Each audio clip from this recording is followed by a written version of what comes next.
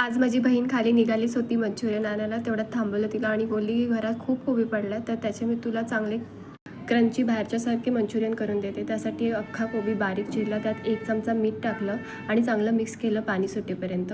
त्यानंतर 3 ते 4 चमचे कॉर्नफ्लॉवर टाकलं, 1 वाटी मैदा टाकला आणि 1 चमचा तिखट टाकून चांगलं मिक्स केलं. काही एक्स्ट्रा पाणी ॲड नाही केलं त्यात.